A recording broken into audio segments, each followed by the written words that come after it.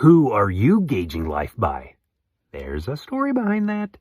This is your daily message from Chad, number 981, to upgrade your mental game today by telling yourself a better story. Because the most important story you hear is the story you tell yourself. This message is dedicated to one of my heroes, Teresa Smith. Here's the upgrade. You shouldn't be your own reference. Upgraded thinking gauges other lives well lived. Here's the story. Many years ago, in a small town, there was a jewelry store with a big clock hanging in the window. For years, the jewelry store owner noticed a man adjust his watch to the same time as the clock. One morning, the jeweler was outside the shop straightening things up on the sidewalk. At the same time, this man was walking by. He stopped him and introduced himself and mentioned seeing him adjust his watch to the clock in the window. The man said, "I'm the foreman at the plant, and I want to make sure my watch is correct because I blow the quitting whistle every day at 5 o'clock. The jeweler looked at him somewhat surprised and said, "Well, that's funny. I've been setting the clock in the window by your quitting whistle all these years." Each referenced the other. It was a logical thing for them to do, but what if they were off? How would they know? Fortunately, today there's universal time coordination maintained by the International Bureau of Weights and Measures using data from hundreds of atomic clocks around the world, combined with measurements of Earth's rotation.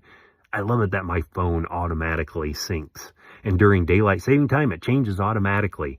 Referencing time isn't a concern nowadays, but how do you gauge other vital aspects of your life?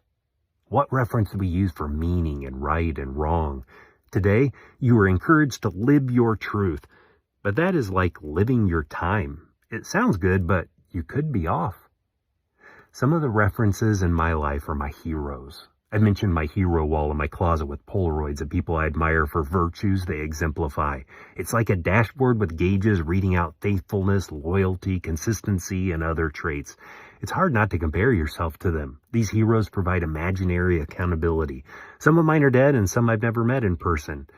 Warren Buffett said, "Tell me who your heroes are and I'll tell you how you'll turn out to be." People tend to set their dial, so to speak, to those they admire. We want to live up to their expectations. Whether consciously or unconsciously, we gauge ourselves by their lives. The better story to tell yourself is, I check my references. Who are you gauging your life by? Who are your heroes that inspire you? In my workshop, we end with an exercise called You and Your Heroes.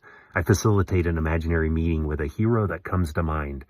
They say what they admire and appreciate about the hero that comes to mind, thank them for their influence they've been. They're invited to ask for advice and guidance from this hero.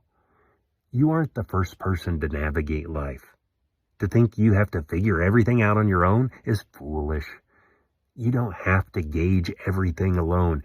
You can tap into humanity's wisdom and learn from others. Sean Puri said, "We don't need therapy, we need history." Gauge your life by the life of others who have lived well before you.